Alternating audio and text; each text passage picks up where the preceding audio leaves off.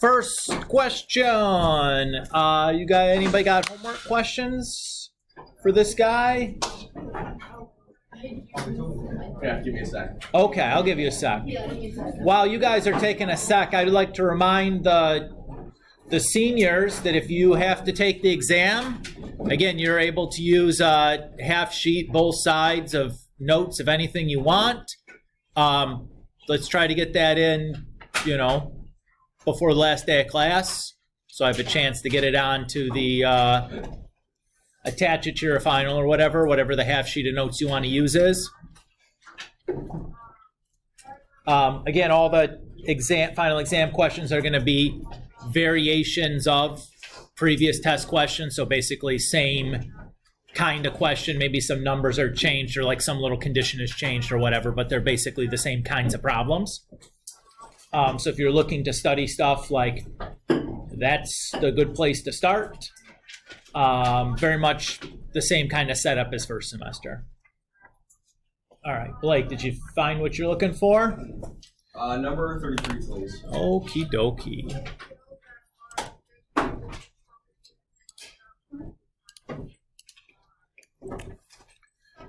All right, it says the number of bacteria in a petri dish culture after T hours is given by yada, yada, yada. When will the number of bacteria be 200? And then use your answer to estimate the time it will take for the bacteria to double. Okay? Well, for the first piece, we're just going to be doing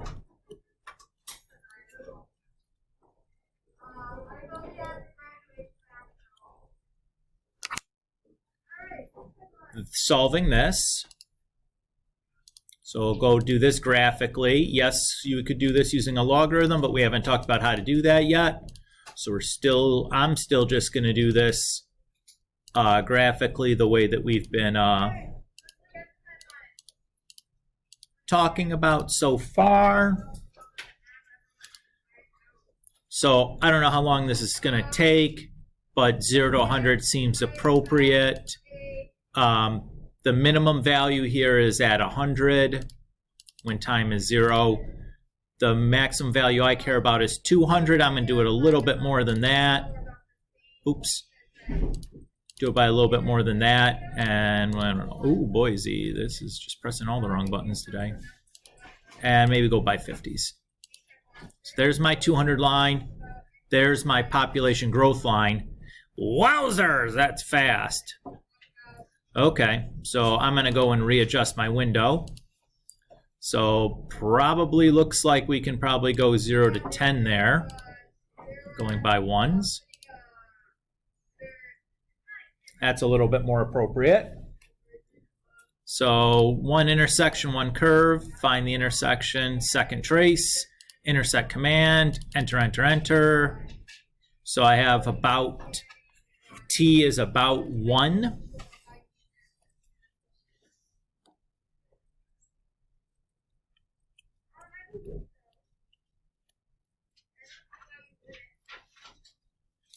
And then use that answer to estimate the time it takes for the bacteria to double.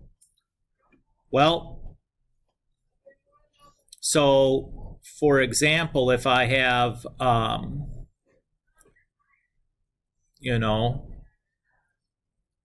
it's the same time, right? Since we started initially at 100 and we're going to 200. So the amount of time it took to get to 200 is the same amount of time it would take to double. And really it doesn't even matter. I mean, if we just say the initial amount is A or whatever, and this is going to equal 2A, I divide both sides by A, and I'd get this. If I divide both sides by 100, I would get the same value, right? So like, even if I didn't have like initial amount and final amount, I could still calculate the time it would take to double. So it's the same time for both questions. Does that feel okay, Blake? Fabulous. Okie doke. 1 hour, excuse me, not 1 minute. It's a nasty bacteria, though. Other questions? Raylan. 6? Sure.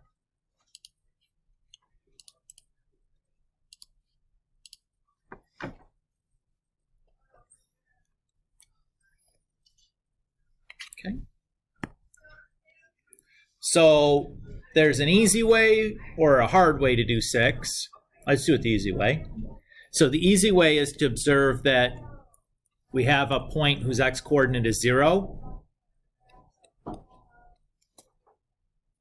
So there's my value for A right away. And then I just need to use some other point. The point that I would use is the one where the x-coordinate is 1, if I have a choice.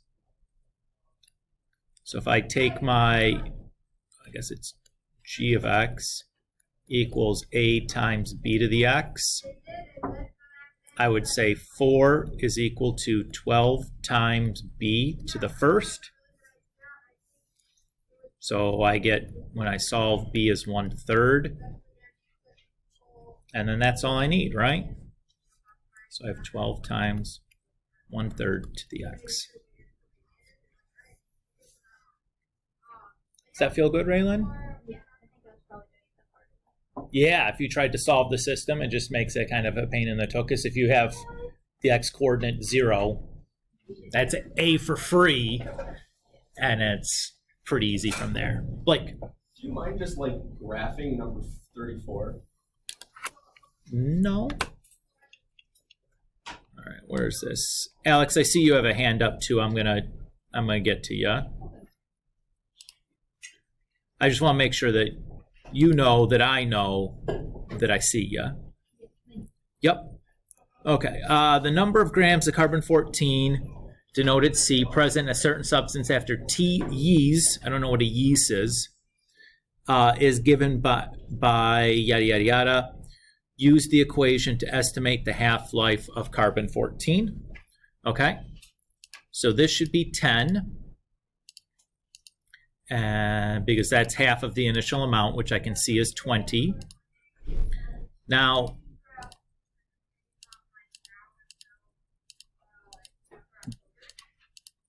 why is the half-life of carbon-14 significant? Yeah, it's how we use radiocarbon dating. So do you think the half-life of carbon-14 is going to be short or long?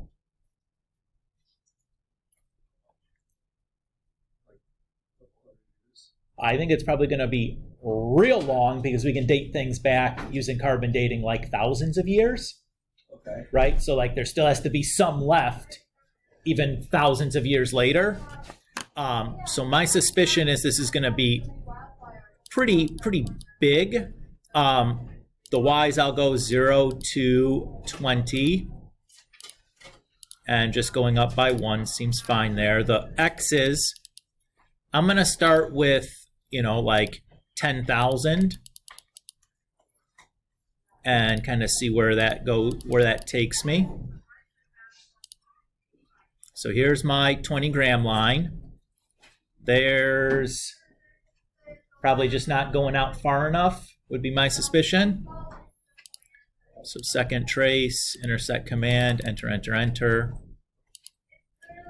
So about 5,700 years.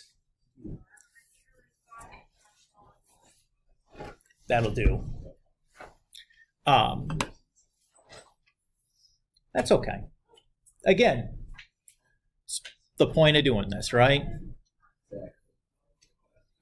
Alex. Yeah, sure. The number of students infected with the flu, I don't think that's how you spell flu, right? I mean,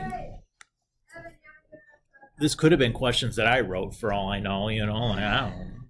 Anyways, allegedly, yes, but probably just clearly not enough times. Really, I should keep a running copy as I go through this every year and like update it, but I just don't have like the spare hands to to like, or the attention span to like do all of this all at the same time. Anyways, at a high school, T days after is modeled by the function yada yada yada. What is the initial number of infected students? So that's initial means time 0. So just putting 0 in for P or for T. That's going to give me 40 when I plug that through. No, are you stupid, Mr. Kulik? That's not right at all. It's 800 divided by 50 is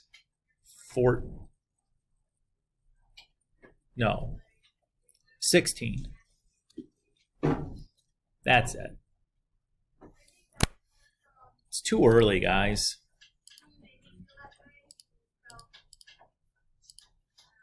I'm now second guessing myself. Okay, there we go.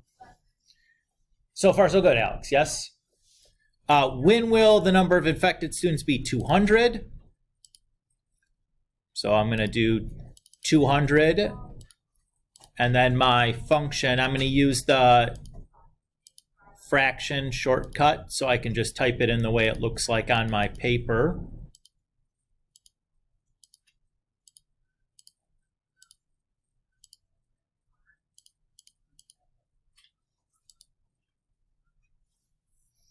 Okay. Going to reset my window.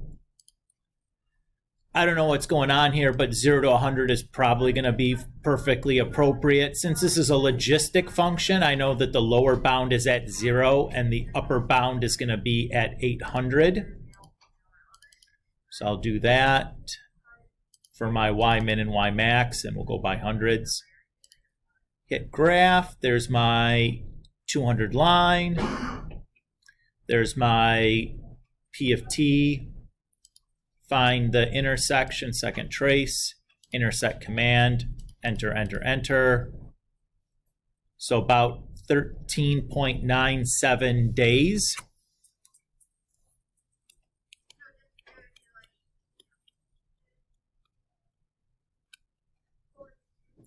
And it says the school will close when the number of infected students reaches 300. How long will it be until the school closes? Again, all we're doing is basically solving for t when we have 300, so I'll just update that from 200 to 300 and do the exact same thing. So second trace, intersect, enter, enter, enter. So about 16.9 days.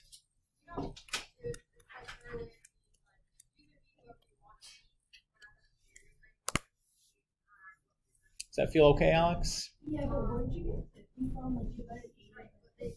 Oh, when I plugged 0 in for t, negative 0.2 times 0 is 0. E to the 0 is 1. So I have just 1 plus 49 in the denominator, which is the 50. Okay, that's what I thought. Yeah, no worries. Or you could type the whole thing into your calculator, right? Yeah. Like, no problem doing that either. Yep. Other questions? Maddie. 13. Oh, you can't do this one without having done the previous parts, it looks like.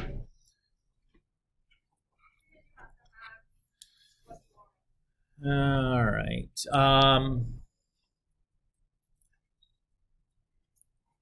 Did you do parts 11 and 12? Yes. Oh, no. Okay, did you get the population model for,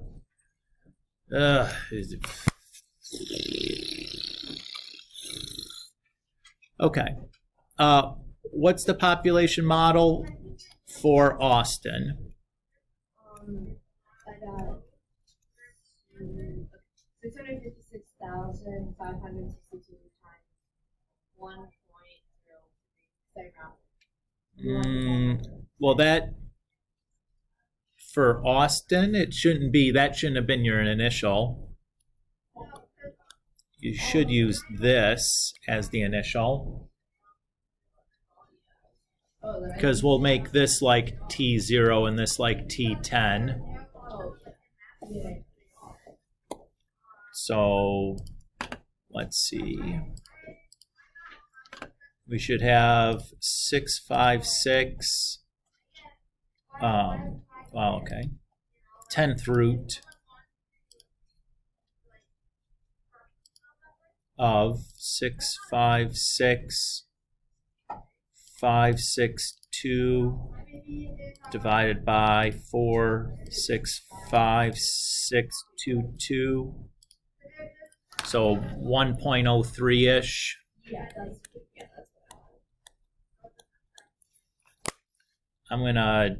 Since I'm gonna be using this to graph, I'm gonna save that value as A for Austin. And then my Columbus value should be 632,910. And then I did the same thing for the other one. I got 1.0. Okay. I'll just, not that I don't trust you, but since I've already got it kind of set up, I'm just going to type it in again because I've already done like the setup work onto my calculator. No, I don't blame you for not trusting me. No. I probably should have my calculator. Yeah, I mean, you did it. So 1.01 to the T. I'm going to save that value as C for Columbus. And now what I'm going to do is I'm going to graph my Austin function.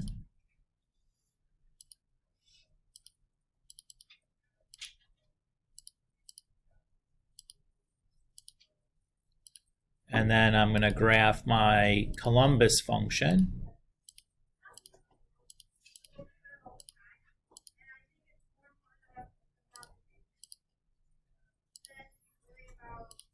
And then I'm going to look for the intersection of those two. Because that'll be when the two have the same population, right? Because they'd have the same y coordinate. So I don't know what that's going to be. I assume from here, though, from 11 and 12, was the time for Austin to reach 800,000 less than the time that it took for Columbus to reach 800,000? Okay. What was that? What was the bigger of those two times? Do you remember, Maddie? The bigger of the two times was. I don't remember. I just wrote everything. I can tell you which one got quicker. Yeah, that's fine. It was Austin. Okay, and but what was the year? Oh, the date. 2005. Okay, so that would have been by 15. T equals 15. So that should be a fine upper bound. Since it obviously, Austin started out less than Columbus, but by T15, Austin was bigger than, or at least the same size as Columbus, right? So that's fine for an upper bound. My lower bound, let's make 400,000. Oops. Lower bound. Oh, I got to put something here. And my upper bound, I'll make 800,000 because I know that by 800,000 they flipped, right? And that should be good. So here's my Austin curve. And here's my Columbus curve. And there's my intersection. So second trace, intersect command, enter, enter, enter. So 13.53.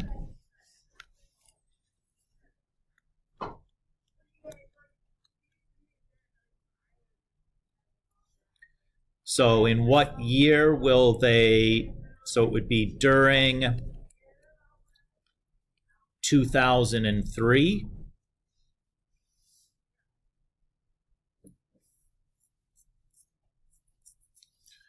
or, yeah. Yeah. Does that feel good, Maddie? Okay. So if you were having trouble getting that, likely the issue was, like, if you did just 0.03 and 0.01, you probably got something very different. Yeah, I think I messed up the window too. Oh, yeah. Yeah. You see how the previous two questions helped inform my window, though? Like, that was half the reason why we asked those two questions, or the questions in this specific order, is because ideally the previous two questions give you an idea of, like, oh, that's a good window range. Because otherwise you're just like, well, heck, I don't know. I'm just guessing now. Anise. Like those two. I solved. Okay. So I plugged in 10 for T and 656, 562 for P of T, and then solve for B. I did it on the calculator, right? So I ended up doing like the 10th root of P of T, which would be the 656, divided by the constant, or the initial amount, and then the 10th root, because it would have been B to the 10th power.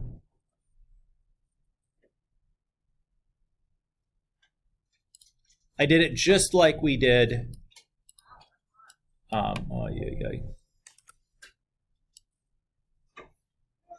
Just like we did for number 6, where I got the initial amount when the x was 0, and then plugged in the other point for g of x and x, and solved for b. That's the exact same thing I did over here to get the 1.03 and the 1.01. Does that feel okay? Yeah. Okay. I kind of hand waved it, but it was because it was really, we would have done this already to do questions 11 and 12.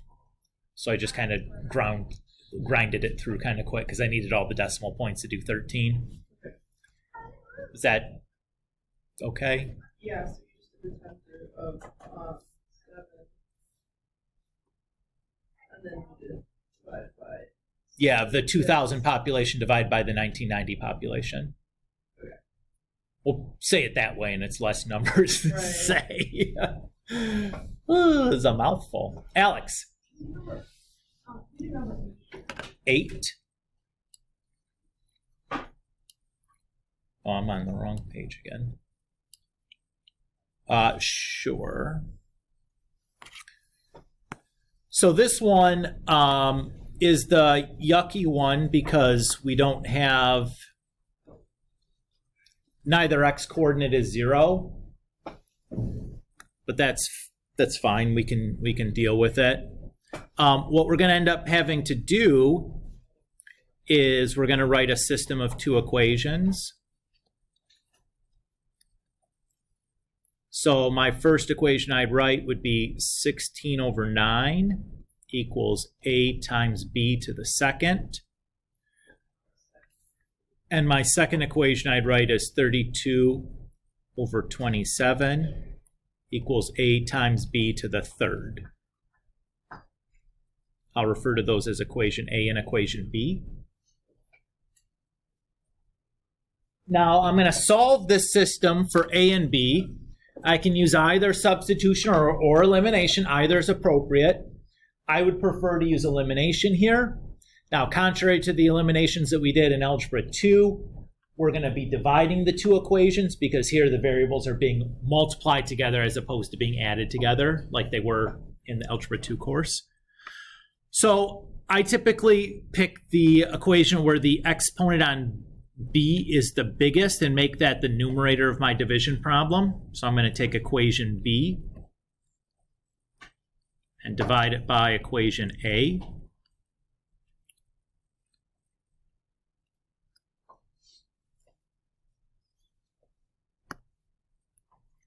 So the A's are going to cancel out.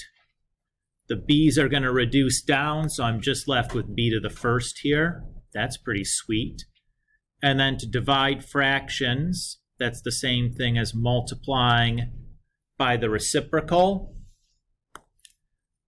And let's see, that reduces down to 2/3.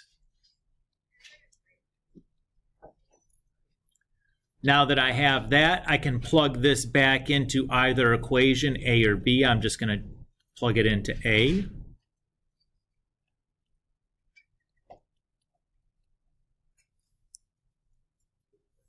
And use that to solve for the constant A. So 2/3 squared is 4/9. And to get A by itself, I'll multiply both sides by the reciprocal of that.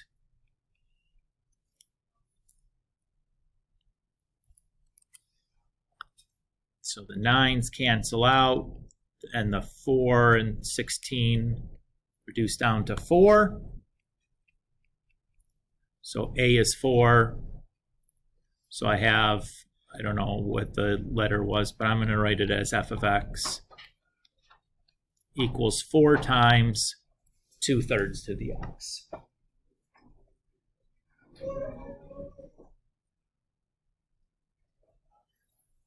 Is that okay, Alex? Sure. And that's, again, Raylan, if you had not noticed that you had one where the x-coordinate was 0, that's essentially the process you would have used for 6 and 7. Again, I would avoid trying to do that if you don't have to, but it's not wrong to do it that way. It'll still work. You'll get the same result. Just a lot more sweat.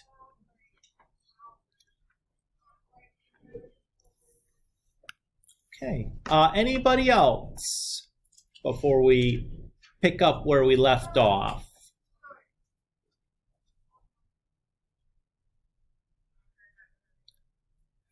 Yeah, niece. 10? Sure. So initial means what time? T equals 0. So if I do C of 0, that's just going to give me 20. You could type that in your calculator as well if you wanted to, but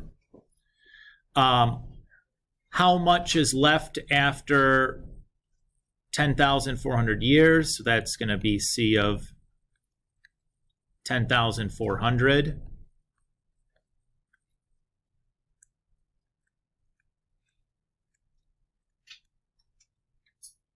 So again, I'm just plugging that in.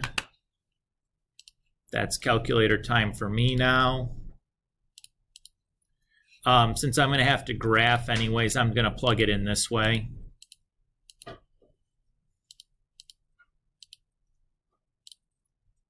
Oops. To just save me some button pushing a little bit later.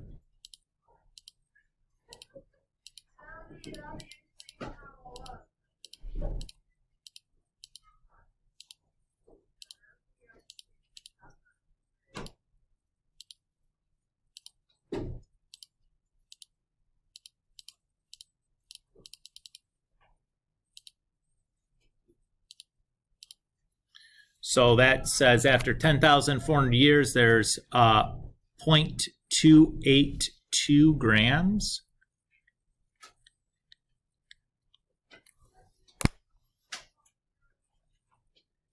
And it says, when will the amount be 10 grams?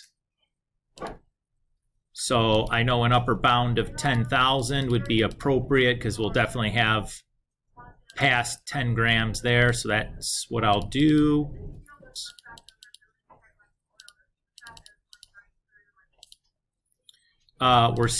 It's a decay situation, so starting at a minimum is 0 because you can't get less than 0, and the initial amount is a good starting, or is a good max value.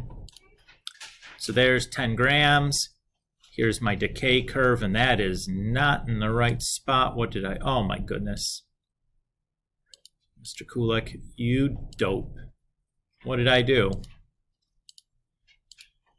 Forgot to put the 20 there. Ay caramba. All right. So I do that, and it's 5.64.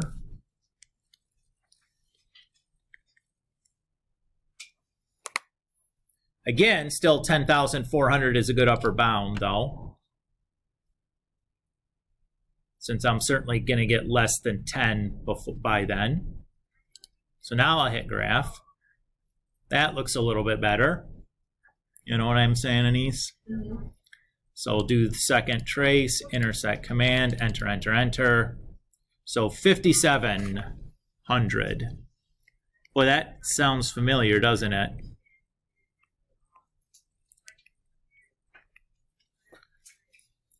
Like that was the same answer we got before, right? Because you notice what's happening? We start at 20 and we're going to 10. It's the same question as the one that you had asked about. Yeah. Just surprise!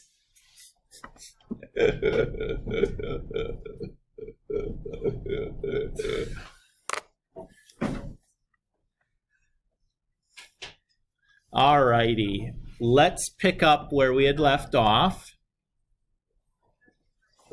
So we'd been working in section 15.3.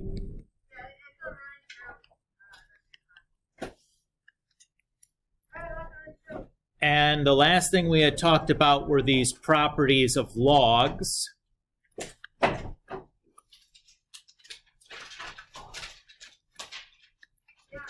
So there's the product prop.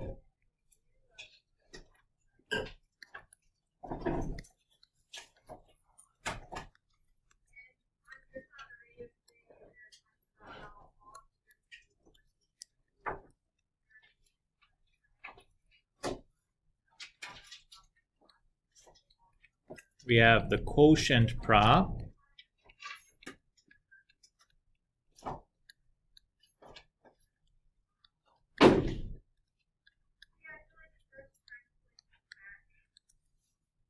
And we have the power prop. There was also the change of base one, but we're not going to need that for the stuff we're about to do, so I'm not going to write that one down right now.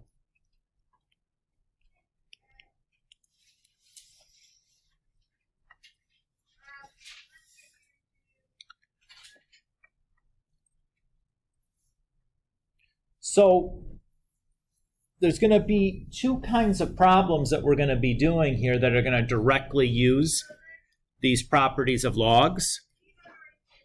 So those two types of problems are going to be expand and then contract or condense or some other verb that kind of means the same thing. So when we say expand, what we're talking about is taking one logarithm and writing it as many logs as possible.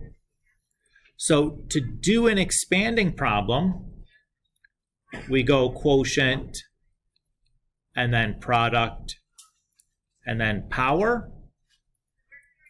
To do a condensing problem, we go the reverse order. We go power, product, quotient is the typical order that we'd want to do these things. I say typical because there might be a situation where there's some other order of operations implied by a parenthesis or something else that we might want to violate this order, but typically that's kind of the order that we should be doing these things. So let's look at some examples of each type.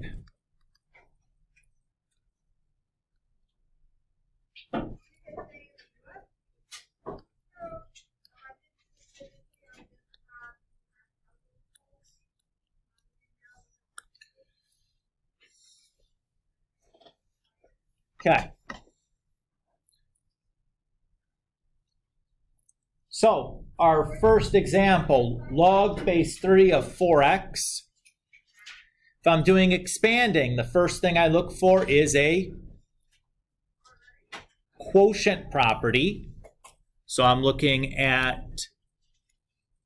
for some division going on inside the logarithm. Do I see any division going on inside? No. Okay. So the next thing we'll look for is the product property. If For the product property, I'm going to be looking for some multiplication going on inside. Do I see multiplication going on inside? Yes. Where's the multiplication at? Between the 4 and the x, right?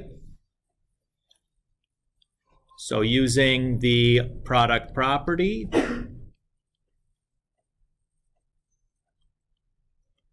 I can write it as log base 3 of 4 plus log base 3 of x. Everybody feel good there? Now we need to look at each of these logs starting at the beginning. Do you see a quotient property in either one? Of course not, Mr. Kulik. There's no fractions. Easy. Okay. Do we see a product property going on in either one?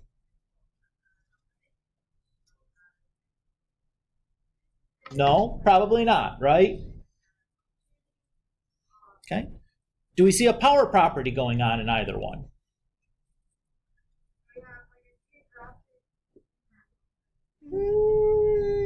Be careful.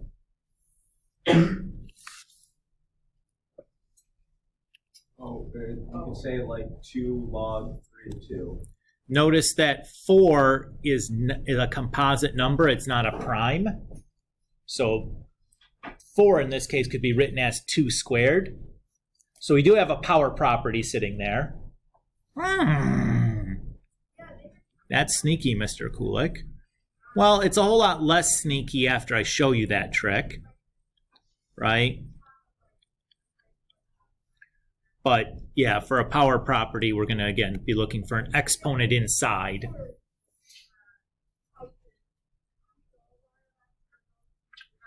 And then we're done, right? No big deal. Let's do another one.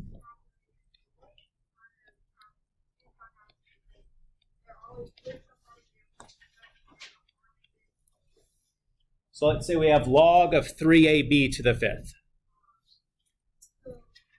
Again, first thing we look for is quotient property. Do you guys see any quotient? Nah, me neither. Product properties next. How many product properties do you see? I see 2, right? Because there's only 2 multiplication dots. So we can do those product properties all at the same time.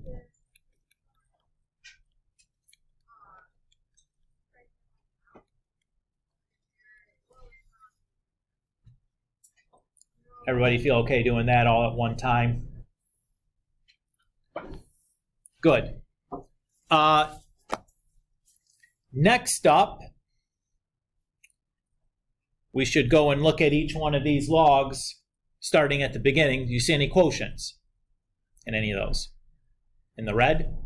Any quotients? No. Products.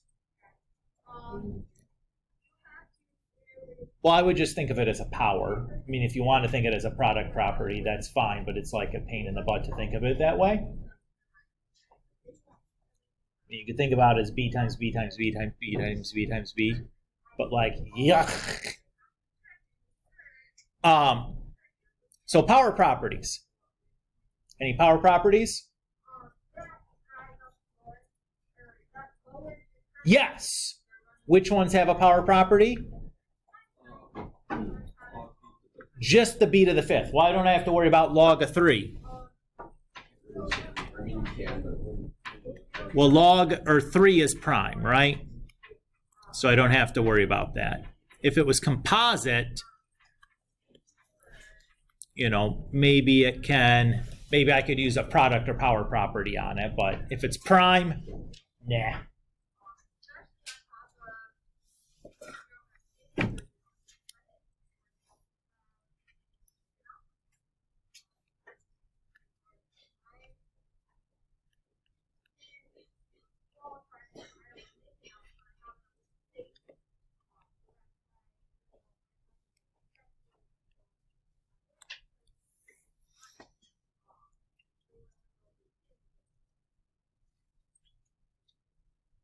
Okay.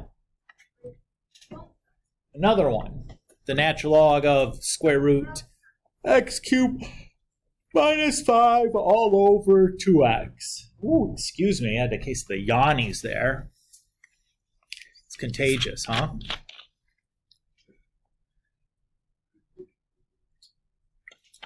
What do I start with?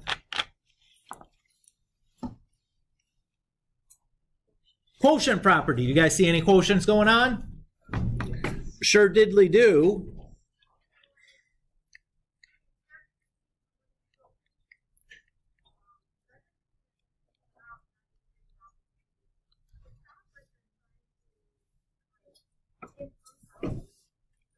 Everybody okay there?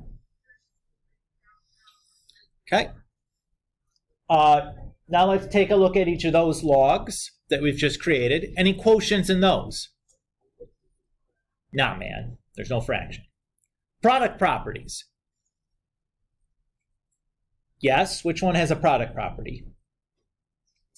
The 2x. Right? There's nothing going on in the other one as far as products go.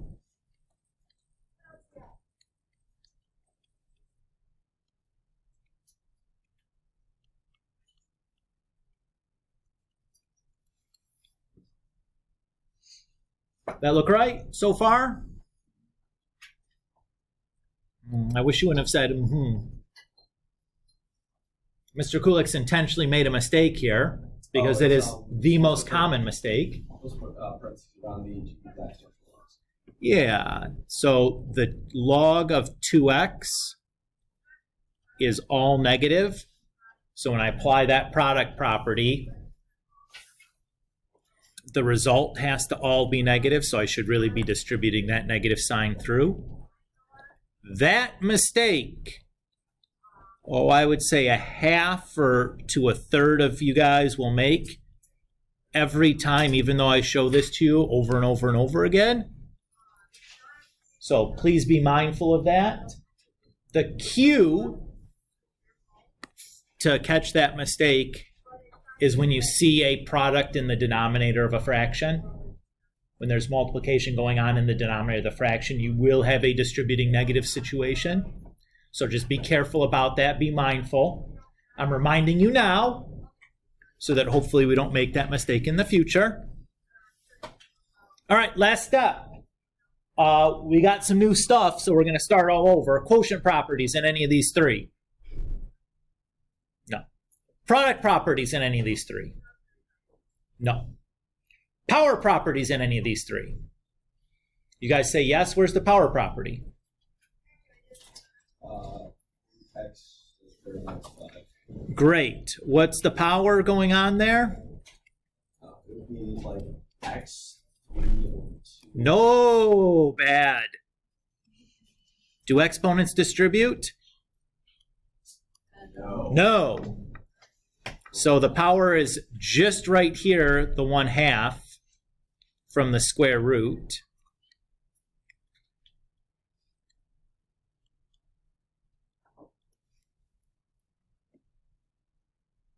Anything more I can do?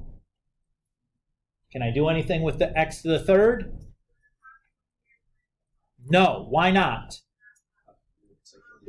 Because of the addition and subtraction next to it. Yes, very good. Everybody's cool with that? Logs don't distribute, so we can't do any of these properties term by term. The property has to apply to everything inside the parenthesis, right? So even if I have one thing that's cubed, I can't do a power property on that unless it's the only thing in the parenthesis, right? So that's good. How you guys feeling? Yeah, so far, so good? Okay. Let's do some of the opposite direction. So we'll do some condensing examples.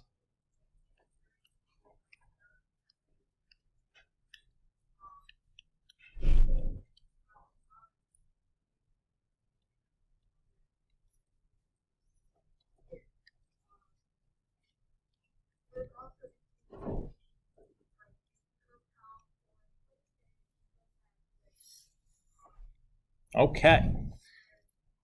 so condensing.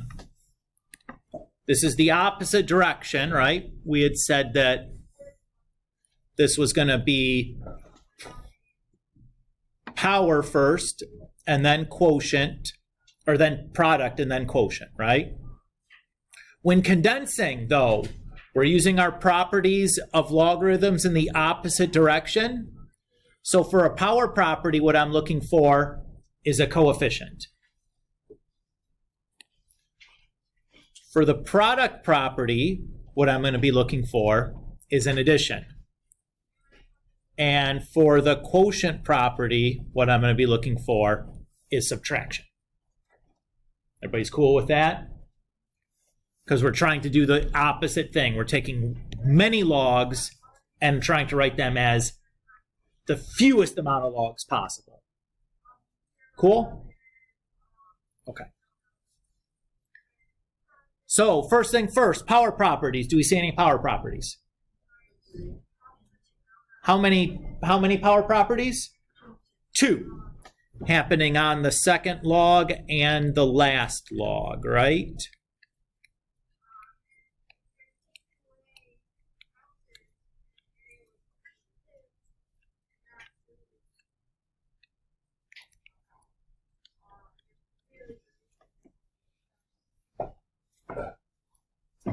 Everybody happy here? Okay. Next up, we should be looking for product properties. Do we see any product properties? Great. Where's the product property happening? Between the first 2 logs, right? With the addition symbol between them.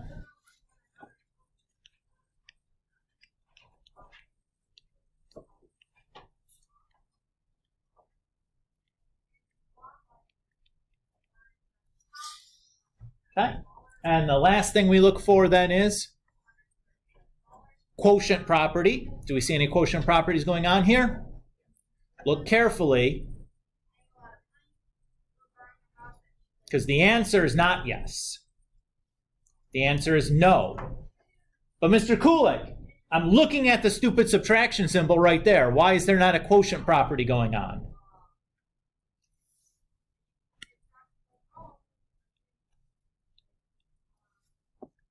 Look at the index of the logarithms. They are not the same index. You can't use the property with logs of different indices.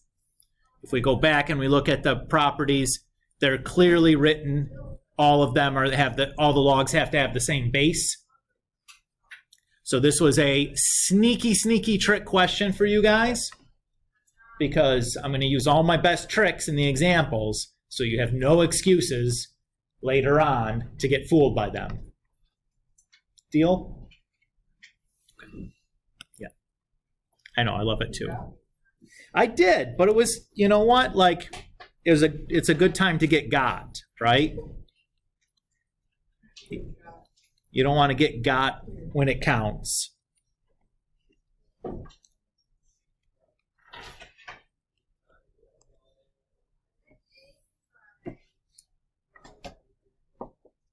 All right, so we have 4 natural log A minus 3 natural log AB plus 2 natural log B. We're condensing still. First step should be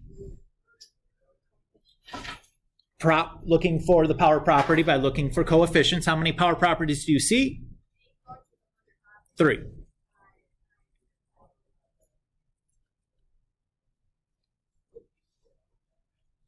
Be careful with that middle one, because that cube needs to apply to the entire AB.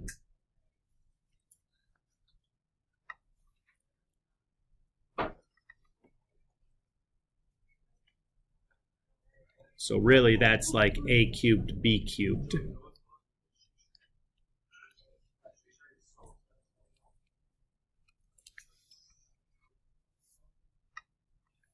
Okay.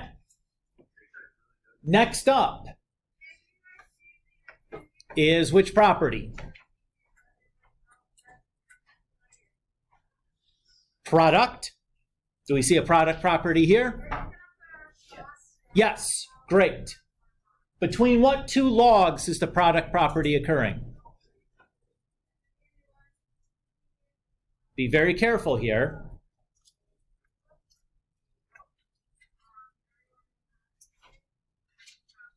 Which two logs is the product property occurring?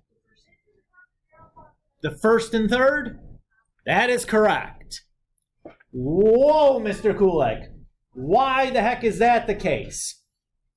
Well, if you go back and you look at the product property, both of the logs in the product property must be positive. Do we see that going on down there? The one that's next to the two that look like they're being added, one is negative. So really what we'd want to do is rewrite this so that, you know, we have it kind of in this order. And then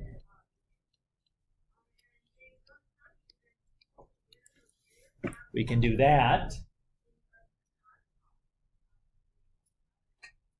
Does that feel okay? Again, very sneaky, but it's nice to get snucked now than later. Last thing we need to check for is quotient properties. Is there a quotient property going on here? Yes. Why? They're both the same logs, right? They're both ln's. They're both the same kind of log.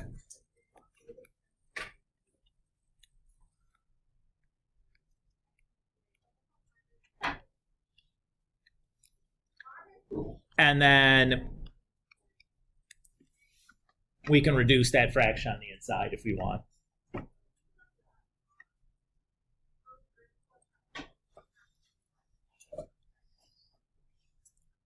Yes. Sure. How's that feel to you guys? It's okay? All right, let's do one more.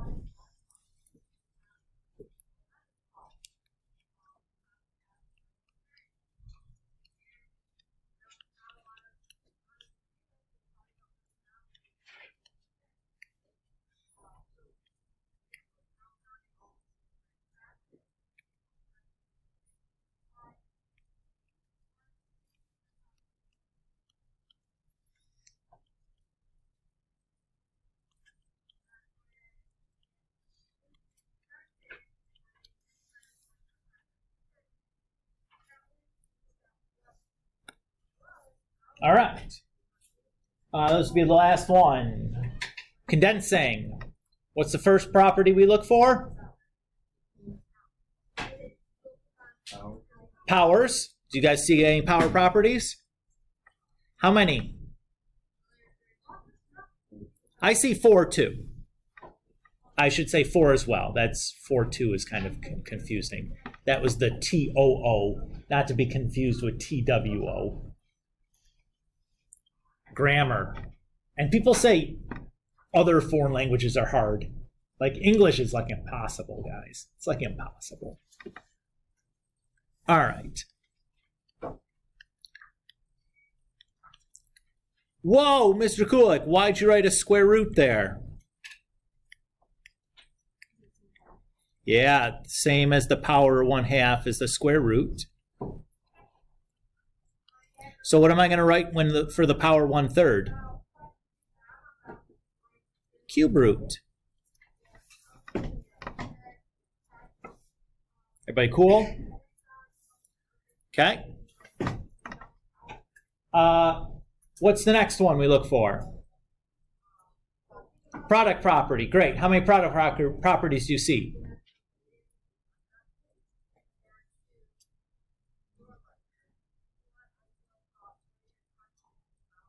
One. Okay. What's it? Between which two logs is it occurring? First and third. Okay.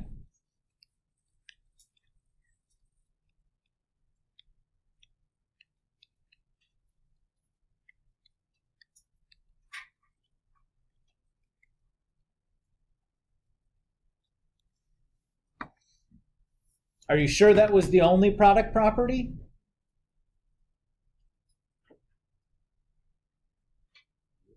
There's another one hiding.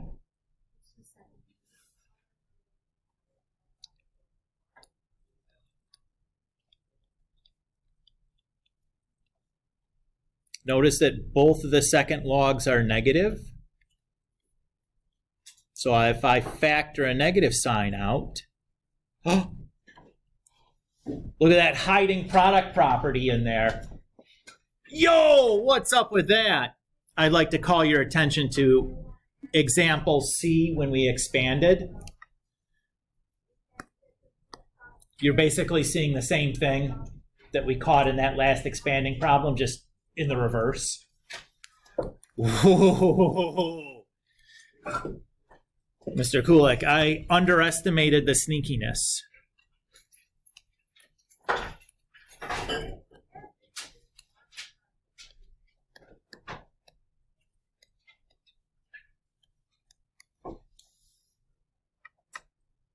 Everybody cool? And the last thing we check for is quotient. Is there a quotient? Yeah, man. They're both the same kind of log and they're subtracted. Definitely can do a quotient here. I'm going to switch the order because it looks a little unnatural to me to put the radical first there. And I'm not going to worry about rationalizing denominators or anything there. I realize there's a radical in the denominator there, but I don't care. You guys feel good on these kinds? All right, I have one bonus piece of content for you.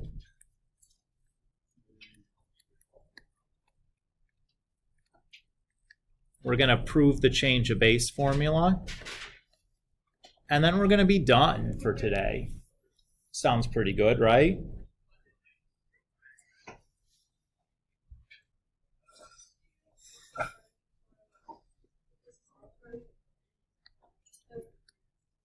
So I'm going to start by saying, well, okay.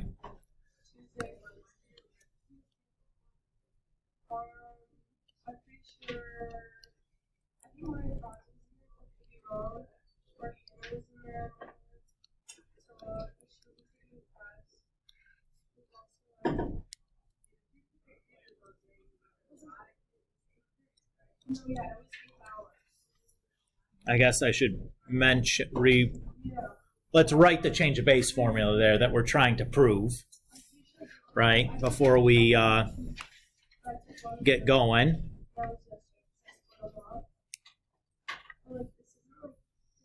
So I'm going to just say let A equal log base B of A.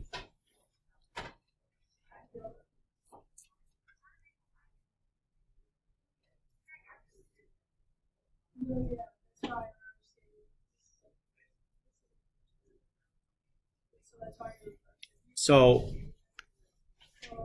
I can use my definition of logarithms to rewrite this as B to the A is equal to A. Everybody's okay there?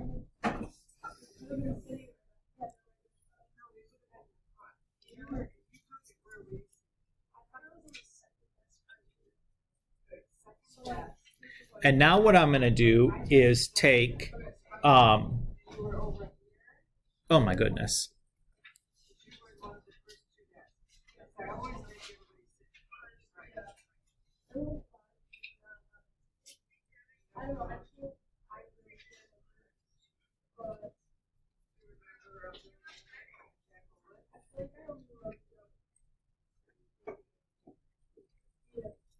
Okay.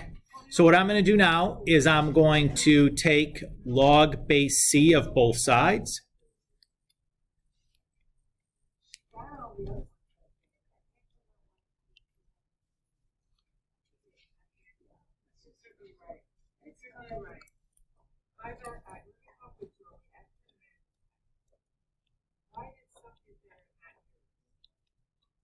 The others all got it. That's why I was saying,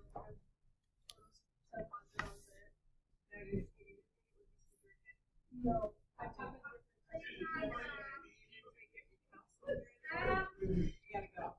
no. That look okay? No, that's why it was like before. Yeah, honestly, I'm going to then use the power property.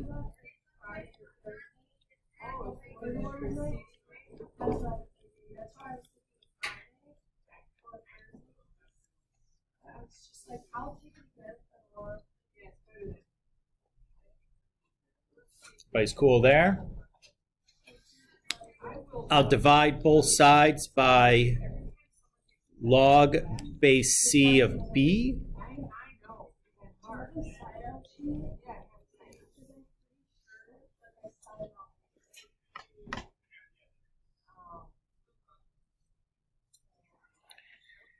And remind me again, what did we say A was equal to?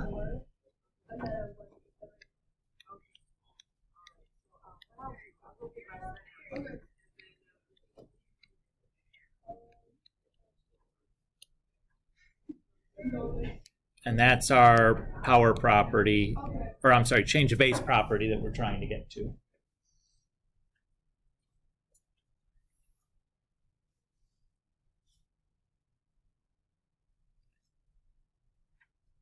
What do you guys think? You know? All right, I'm going to stop here. At this point, you guys should be able to do up to 98 in the problem set. Although I'm going to make that portion of the problem set due in the next piece.